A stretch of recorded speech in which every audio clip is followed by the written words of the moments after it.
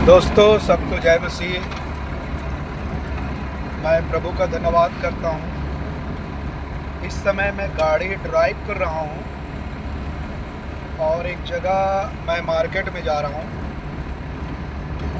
तो मैं दर्शकों के लिए एक वीडियो बनाना चाहता हूँ और मुझे लगा कि चलो ड्राइव करते करते आप लोगों के लिए एक अच्छा संदेश वीडियो आपके तक पहुंचाऊं, ऐसा मेरा मन है। और इस समय मैं और मेरा मिसेज मतलब मेरा पत्नी, हम लोग एक जगह मार्केट जा रहे हैं, बाज़ार जा रहे हैं। मैंने एक चीज़ सीखा है प्रभु से, जब भी प्रभु मुझे अवसर देता है उस अवसर का मुझे पूरा ध्यान रखना है। और एक सच्चा मसीही का जो जीवन है, मतलब यूँ कहूँ तो आज के समय में एक सच्चा मसीही के कंधे में प्रभु ने एक जिम्मेदारी रखा। वो जिम्मेदारी ये है कि यदि मैं भारत देश में पैदा हुआ हूँ और मैं किसी राज्य में हूँ, जिला में हूँ, गांव में हूँ, उसके हित के लिए, उन्नति के लिए, मजबूत राष्ट्र के लिए, और सबसे बड़ा जिम्मेदारी है नाश होने वाले आत्माओं के प्रति बचाने का। आपके अंदर में एक दिलचस्पी, एक भूख और प्यास, एक भूख होना चाहिए। एक सच्चा मसीह कभी भी अपने समय को फालतू नहीं गंवाएगा। अब मैं ये नहीं कह रहा हूँ कि हमको काम नहीं करना है या हमें परिवार के साथ समय नहीं बिताना है या बच्चों के साथ समय नहीं बिताना है या हमको अच्छा खाना नहीं चाहिए, पहनना नहीं चाहिए या कहीं घूमने नहीं जाना है। ऐसा मेरा बोलने का मकसद बिल्कुल नहीं है। हमें सब कुछ करना है। प्रभु ने तो इसीलिए हमको बनाया है कि हम प्रभु के साथ आनंद करें, एंजॉय करें। लेकिन हम जानते हैं सच्चाई क्या है। उस सच्चाई को ध्यान में रखते हुए जब भी अवसर मिले वचन पढ़ना, बॉस के साथ प्रार्थना करना, किसी भाई बहन को तकलीफ़ में देकर उनके लिए प्रार्थना करना, बीमारी के लिए प्रार्थना, यदि कोई नशा कर रहा है, झगड़ा लड़ाई कर रहा है तो उनके लिए प्रार्थना करना, शताव के लिए प्रार्थना करना, ये मसीही जीवन का एक रूटीन होना चाहिए, एक डिसिप्लिन होना चाहिए, एक आज्ञा अनुसार काम होना चाहिए। तो वो मैंने सीखा है अपने जीवन से। तो मैं इसीलिए गाड़ी चलाते हुए मुझे लगा कि मैं अपने दर्शक भाई बहनों के लिए प्रभु का एक संदेश आपके लिए वीडियो बनाऊं। तो मैं आपको बताना चाहता हूं, परमेश्वर वह है जो अपने वचन में लिखा कि परमेश्वर स्वर्ग से कूद कर एक पवित्र व्यक्ति के प्रार्थना को प्रभु सुनता है। कितना महान है मेरा प्रभु। हम उनकी स्तुति, महिमा, तारीफ करते हैं।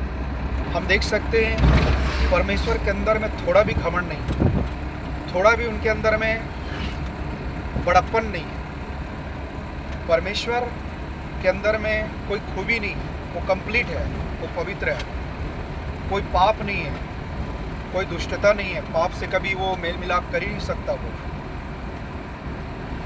तो परमेश्वर के वचन में क्या लिखा है, हम एक आयत को मैं पढ़ना चाहता हूँ उस समय, मत्ती रचित सुसमाचार और उसका 11 अध्याय और उसका 28 और 29 कलम है।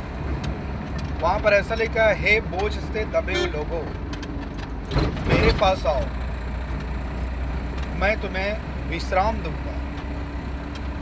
मेरा जुआ सहज है, हल्का है, मैं मन में नम्र और दीन, मुझसे सीखो। उतना अब हम देखते हैं कि वो इतना महान परमेश्वर है जो अनगिनत उसने सुंदर सुंदर पक्षी बनाया, आकाश में उड़ते हैं, तरह तरह की नाना प्रकार के चिड़िया पक्षी, सुंदर वो चिल्लाते हैं। वो खुद अपना खाना बंदोबस्त करते हैं, अपने लिए घोंसले बनाते हैं, अपने परिवार को सुरक्षित रहने के लिए घोंसला बनाते हैं, रहते भी हैं। इतना सुंदर सुंदर पक्षी, तरह तरह के पेड़ पौधे, फल फूल परमेश्वर ने बनाया, कितना महान है। हम उनकी स्तुति और महिमा करते हैं। साथ में घरेलू पशु, बनेले पशु, रंग बिरंगे तरह तरह के, और सब लोग अपने तरीके से काम करते हैं, अपने परिवार को पालते हैं, अपने लिए भोजन वस्तु ढूंढते हैं। उनका ना तो कोई मंत्री है, ना कोई आगे पीछे उनको बताने वाला है, फिर भी उन लोग करते हैं। परमेश्वर ने उनका ऐसे सृष्टि किया है। हम देखते हैं बड़े बड़े पहाड़, पर्वत, नदी, नाला, झरना, कितना सुहावना, कितना खूबसूरत, कितना सुंदर है। तो उस परमेश्वर को हम उसका धन्यवाद किए बिना रह नहीं सकते। एक सच्चा मसीह हमेशा उनका स्तुति करता है, महिमा करता है, तारीफ करता है, भजन गाता है, धन्यवाद करता है, क्योंकि परमेश्वर ने हमको एक आत्मा दिया है, पवित्र आत्मा, जो स्वयं परमेश्वर है, वो हमारे अंदर में रहता है। कितना महान है परमेश्वर। तो वो कितना महान है, उसके बावजूद फिर हम देखते हैं कि परमेश्वर ने आकाश बनाया। अब आकाश का कोई सपोर्ट नहीं है, उसका कोई खंभा नहीं है, कोई खूंटा नहीं है, कोई खंभा नहीं है, कोई सपोर्ट नहीं है। इतने सामर्थ्य परमेश्वर ने कैसे आकाश को एक आधार में ऊपर में लटका रखा हुआ है, क्योंकि उसके ऊपर तो स्वर्ग है। तो उसको कैसा परमेश्वर ने अपने आज्ञा के अनुसार, हमें सामर्थ्य के अनुसार को रखा। साथ में ना बल्कि रखा, परंतु परमेश्वर ने सूर्य बनाया दिन के लिए, उजाला के लिए। फिर परमेश्वर ने बनाया चंद्रमा रात के लिए। फिर उसमें बहुत सारा तारागण बनाया। देखा परमेश्वर कितना महान है, कितना सामर्थी परमेश्वर। तो वो परमेश्वर कहता है, इतना नम्र है, इतना दीन है परमेश्वर। वही स्वभाव को यीशु को समझाता है, यदि मैं धीरजवंत हूँ तो तुमको भी धीरज धन अवश्य है। मैं नम्र दीन हूँ तो आपको भी नम्र दीन होना है। यदि कोई लोग मेरे सुनते हैं तो आपके भी सुनते हैं। यदि मुझे सताया तो आपको भी सताएंगे। तो परमेश्वर के स्वभाव जैसा फिलिप्पी उसका 2 अध्याय के 5 पद में क्या लिखा है, जैसा मसीह यीशु का स्वभाव है वैसा ही तुम्हारा भी स्वभाव। ये कब होगा? जब हम वचन में बढ़ेंगे, वचन की असलियत को समझेंगे, वचन की सच्चाई, शिक्षा, सिद्धांत को, गहरी बात को सीखेंगे, तब वो स्वभाव अपने आप हमारे अंदर में आता है। धीरे धीरे टाइम लगता है, समय लगता है इन सब चीज़ों में। अचानक एकाएक नहीं होगा। कोई जादू का छड़ी तो है नहीं है कि बस यीशु के वचन पढ़ें, प्रार्थना करें, सब कुछ हो जाएगा। ऐसा नहीं है, समय लगता है इन सब चीज़ों में। तो यीशु कहता है, ये परिश्रम करने वाले और बोझ से दबे हुए लोगों, मेरे पास आओ।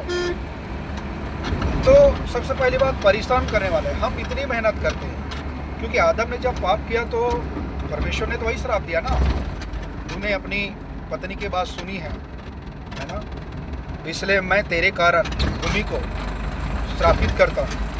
भूमि तेरे लिए कांटे उगाएंगे, ऊँट कगोरे उठाएंगे, कांटे उगाएंगे, और तुम मेहनत करके अपने माथे से पसीना निकाल करके मेहनत की रोटी खाएंगे। और तू मिट्टी का तो बना है, एक दिन आदम तो मिट्टी में मिल जाएगा। आज वैसे ही हो रहा है। हर व्यक्ति परिश्रम कर रहा है, काम कर रहा है, लेकिन ये बड़ा हैरान लगता है कि इतनी मेहनत करने के बाद भी मनुष्य के अंदर में ना आनंद है, ना शांति है, ना कोई सुख है। मनुष्य के अंदर में कोई आराम नहीं है। इतनी मेहनत करते हैं, उनके पास जो कुछ है वो आनंद के साथ खा नहीं पाते, चैन से रह नहीं पाता। उसका कारण है कि मनुष्य के अंदर में आदम हवा से मिला हुआ पाप, जिसके वजह से मनुष्य कभी चैन से रह नहीं सकता। क्योंकि परमेश्वर ने जो मनुष्य को बनाया है, जो मनुष्य का हृदय है, उसमें केवल परमेश्वर ही फिट होता है, केवल परमेश्वर ही उसमें आ सकता है। यदि मनुष्य उसके जगह में, परमेश्वर के जगह में शायद किसी और चीज़ को लाए, जैसे उदाहरण के लिए सोना, चांदी, घर, परिवार, पत्नी, बच्चा, संसार, या संसार की कोई वस्तु, या कोई और चीज़, या कोई धर्म, रीति रिवाज को दिलाए, तो भी मनुष्य उसमें आ नहीं पाएगा, चैन से नहीं रह पाएगा। क्योंकि परमेश्वर के जगह में परमेश्वर ही का रहना शोभा देता है। और इसीलिए मनुष्य आज तकलीफ, पीड़ा, दर्द में है। परिश्रम करता है लेकिन वो आनंद के साथ खा नहीं पाता। बोझ से दबे हुए लोग हैं, हर प्रकार के बोझ है। क्या क्या बोझ है? जैसे बीमारी, तकलीफ, चिंता, डिप्रेशन, टेंशन, कर्ज, नशा, व्यभिचार, पाप, टोना, जादू और लालच, बेईमानी, बड़ा बनने का, फेमस होने का, नाम कमाना है, हर प्रकार के धन का लोभ, हर प्रकार की चिंता, झगड़ा, लड़ाई, ये सब प्रकार के बोझ में मनुष्य दबे हैं। अब बताओ कि आज पूरे विश्व में, पूरे हमारे भारत देश में ऐसा कोई मनुष्य नहीं है जो कह सके कि मैंने आज तक कोई पाप नहीं किया और आनंद और शांति के साथ रहता हूँ। कोई नहीं कह सकता, और वो कहता है तो झूठा है, क्योंकि बाइबल सिखाती है, यीशु कहता है कि हर मनुष्य के अंदर में पाप है। तो प्रिय दोस्तों, वचन कितना सत्य है और प्रभु कितना महान है, इतना बुद्धिमान परमेश्वर है, उसके अंदर में बुद्धि, समझ, ज्ञान के भंडार है, वो सब कुछ है, तो भी उसके अंदर में इतनी नम्रता है, इतनी दीनता है, और वो कहता है कि मेरे पास आओ। तो मेरे प्रियो, यदि मैं और आप आज प्रभु की तरफ गौर करें, वचन की तरफ देखें, उसकी वचन को देखें, ध्यान से देखें और ध्यान से पढ़ें। इतना भेद है, इतना मिठास है प्रभु वचन में, इतना सुहाना खूबसूरत वचन, जो जीवन बदल देने वाला, जीवन को सजा देने वाला, बोझ को हल्का करने वाला, चिंताओं को दूर करने वाला। यदि कोई भाई बहन गड्ढे में पड़े हैं तो वहाँ से निकालता है वचन, हर दुख दर्द से मुक्त करता है। वो व्यक्ति के लिए, जो व्यक्ति निष्कपट मन से प्रभु से प्रेम करता है, पूछता है, प्रभु के वचन में रहता है और प्रभु को ढूंढता है, ऐसे व्यक्ति के लिए प्रभु महान परमेश्वर है। मेरे प्रियो, यदि कोई दर्शक भाई बहन इस मेरे वीडियो को देख रहा है, वचन देख रहा है, तो मैं आपके लिए संदेश देता हूँ। देखो, मैं इस समय ड्राइव कर रहा हूँ, पर भी मैं आपके लिए वीडियो बना रहा हूँ, ताकि जैसा मैं समझ रहा हूँ, जैसा प्रभु मुझे आनंद और शांति दे रहा है, परमेश्वर मेरे सारे बोझ और दर्द में प्रभु मेरे साथ रह के द्वार खोलता है, वैसा आपके लिए भी प्रभु करेगा।